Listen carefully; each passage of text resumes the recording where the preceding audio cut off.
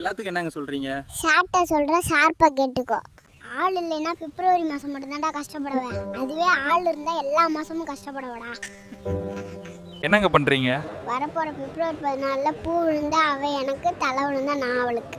ரெண்டுமே ஒன்று தானே? உங்கள் ஃப்ரெண்டுக்கு என்னங்க சொல்கிறீங்க? உனக்கு அப்புறம் பிறந்தவன்லாம் லவர்ஸ் டே செலிப்ரேட் பண்ணுறான். நீ இன்னும் எனக்கு மீம் ஷேர் பண்ணிகிட்டு இருக்க, வெக்கமா இல்லை?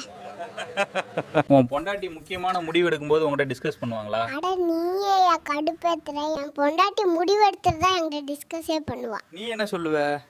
நான் அப்படியே அவள் சொன்னதுக்கு சூப்பராக இருக்குடின்னு சொல்லிட்டு நல்லா ஆட்டுக்குட்டி மாதிரி மண்டை ஆட்டிடுவேன். என்னங்க ஆச்சு, அடிபட்டுருக்கு? அது வாங்க, என் பொண்டாட்டி நேற்று சனி பயிற்சிக்கும் குரு பயிற்சிக்கும் என்ன வித்தியாசம்னு கேட்டாங்க. அதுக்கு நான் சொன்னேன், நீ உங்கள் அம்மா வீட்டுக்கு போனால் அது சனி பயிற்சி, அதுவே வரும்போது உன் தங்கச்சியை கூப்பிட்டு வந்தா அதாண்டி கண்ணு. குரு பயிற்சின்னு சொன்ன போட்டு பொழந்துட்டாங்க. என்னங்க திங்க் பண்ணுறீங்க? அது வாங்க, முதல்ல கடவுளோட அட்ரஸை கண்டுபிடிச்சி ஒரு ஆண்ட்ராய்ட் ஃபோன் வாங்கி கொடுக்கணுங்க. ஏங்க இப்படி சொல்கிறீங்க?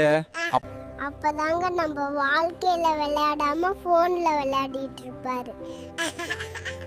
காதலியை கொண்டாடுற ஆண்கள் மனைவியை கொண்டாடுறது இல்லையே. இயற்கையை ரசிக்கிறோம், அதுக்காக இயற்கை சீற்றங்களை ரசிக்க முடியுமா? நீங்கள் வேணா நீ செஞ்ச சாப்பாடு சரியில்லைன்னு சொல்லி பாருங்க, அப்போ வரும் பூகம்பம் நினச்சாலே பதறதுங்க. லவ்வர்ஸ் டேக்கு என்னங்க பிளானு?